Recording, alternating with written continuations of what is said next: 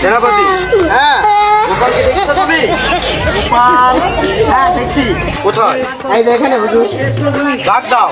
গোপাল, হুজুর ডাকছে। গোপাল তুমি কোথায় গিয়েছিলে? আমি তো রাজপাতায় ছিলাম হুজুর।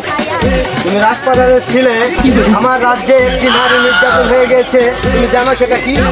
আমার সময় গোপাল, তুমি কি জানো আমার এই রাজ্যে একটা মেয়ে নির্যাতন হয়েছে? হ্যাঁ হুজুর জানি হুজুর। তো জানো তুমি কি করলে? আসলে কি আর বলবো হুজুর, রাজপাতায় আপনি দুটা মানে কর্মচারী ছিল সেনাপতি, ওর ছেলে। বাস, আমি অত কাহিনী জানতে চাই না তোমার কাছ থেকে। আমি সমাজে মুখ দেখতে পারছি না, তুমি জানো। আর আমি তোমার কাছে আশা করিনি এটা, বুঝছো?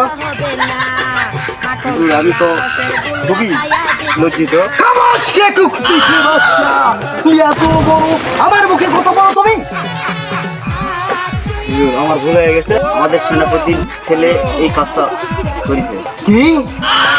আর একবার বলো তো, তুমি কি বললে এই কথা? সেনাপতির ছেলে এই কাজটা করছে হুজুর। আমার তো বিশ্বাসই হচ্ছে না সেনাপতির ছেলে এই কাজটা করছে। আমারও তো বিশ্বাস হচ্ছিল না, তবে আসলে আমি আপনার নিরুপায় না বলতে পারছি না। আচ্ছা, আপনি একটা কাজ করেন যে সেনাপতিকে দেখে পাঠা, বলো মহারাজ ডাকতেছে। মহারাজ আপনার ডাকতেছে। জি হুজুর বলেন, এসে জি বললে গরম লাগতেছে না? আপনার ছেলে এই নির্যাতনে জড়িত আছে, তুমি জানো? না হুজুর আমি তো জানি না, ছিলাম না। তাহলে আমি এই বিচারের দায়িত্ব আজ থেকে তোমাকে দিলাম। সেনাপতি, আমার কথা মনোযোগ দিয়ে শোনো।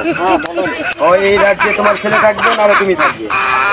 আর পরবর্তীতে যেন তোমার ছেলে আমি মুখ না দেখতে পাই। আচ্ছা হুজুর। চলে যাও আমার চোখে রাখ থেকে তুমি, আর কোনোদিন আমার চোখের সামনে আসবে না। যাও। মুখটা দেখাবো কেমন করে খবর?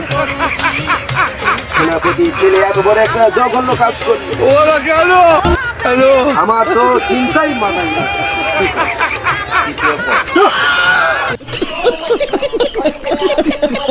3 নাম্বার পার্ট আসতেছি, আবার দেখবেন সবাই।